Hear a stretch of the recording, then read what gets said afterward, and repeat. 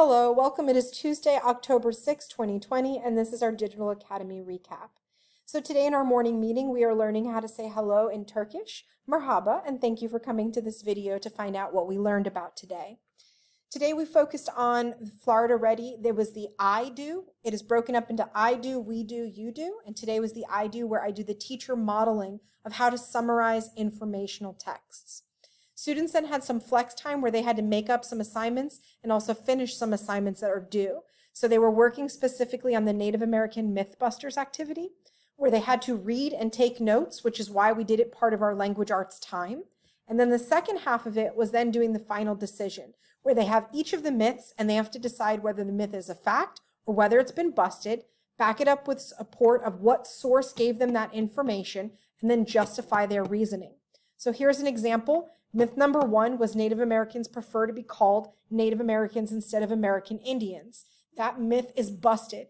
I used source A because in source A, it mentions that Native Americans would be preferred to be addressed by their tribe. For example, if they're a Cherokee or Lakota tribe, that is the tribe that they would like to be addressed by. However, they are so diverse that it wouldn't hurt majority of their feelings if you called them Native Americans or American Indians. It would be no different than calling somebody from Germany a European. So students are going to work on the remainder of these myths and need to turn in this assignment by the end of the day because tomorrow we're going to share these answers out loud in class together. So then after we worked on Native American time during our ELA block, we then moved on to our graphic organizer. So we are currently writing an informational essay and we're going through the systematic approach to writing that kind of essay. So the first thing that we did is we take a look at the prompt. The prompt is that role models are people we admire, and some people have only one role model, other people have several role models. Choose a role model that you admire and write an essay explaining why you admire that person.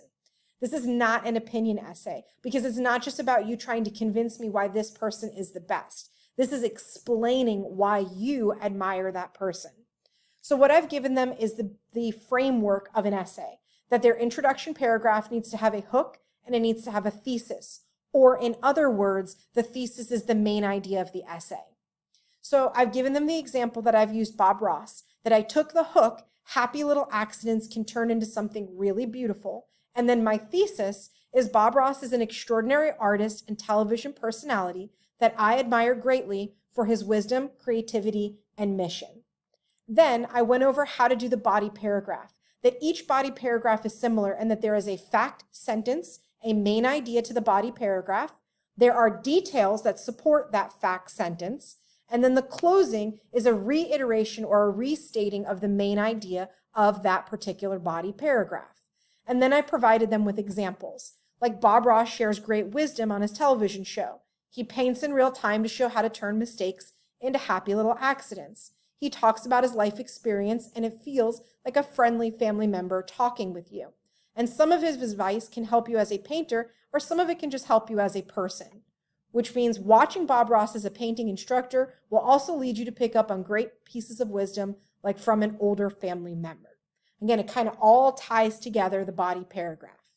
I then went over the closing paragraph, how you restate your main idea again. I admire Bob Ross greatly for his sage wisdom, his creativity, and the mission to inspire others to find their voice. I close with an interesting thought. Bob is someone who has left quite an impact on me. Who do you admire? So I turned my ending into a question rather than thank you for reading my essay.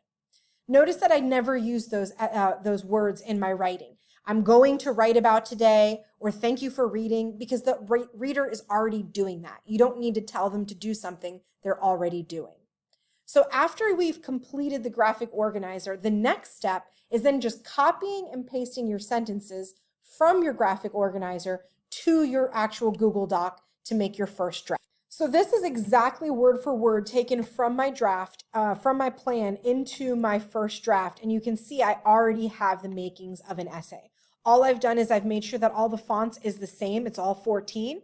I made sure to indent so that all of my paragraphs now are indented properly. And now I have the bare bones of my essay. Tomorrow, we are going to work on talking about good hooks as well as transitional phrases. It is going to move our writing from okay to even better. By the end of the week, we will have the best essay that we can write, and that will be graded by the end of the week as a classwork grade. We had lunch on our own. We had homeroom PE. They had media with Miss Scoville. They had math with their math teacher. In my math class, my 5th graders are currently working on using mental math to add and subtract decimals. Tonight, their homework is pages 117 and 118 in their Big Ideas book. In my 6th grade math class, we are currently learning about how to do multi-step word problems using mixed fractions as well as fractions. And their homework for tonight is working on pages 99 and 100 in their 6th grade textbook. During our science time, students took benchmark test for Unit 3, which was all about space, planets, and our universe. Now that they were done with that test, they had 2 chances to take the test. I take the highest score out of 2. It is an open book test with open notes, so they should feel very prepared for their test and take their time and do the best that they can. The next part we did is we started taking Unit 4 notes. I did that on camera, on Zoom for them. I let them know that I have it recorded so that if they need to have the recording, all they do is email me and I send the recording to them. I do not send everybody immediately the recording because I don't want to clog up all of their emails with all of these files. So by request, by sending an email, can you please send me the science notes video? You can get the video so that you can make sure you have your notes. Again, all of our science tests are open book and open notes, so you want to make sure that you have those notes so you can do the very best on your test. We're going to focus on Unit 4 about weather, climate, and the water cycle, but there's a lot in weather and climate that we need to cover, so that's why we were taking notes. Again, at the end of the day, we had wrote in our planners, and then we had some presentations from the Extra Credit Planet Project, which is due on Friday. Thank you so much for watching this recap video. I hope you have a wonderful afternoon.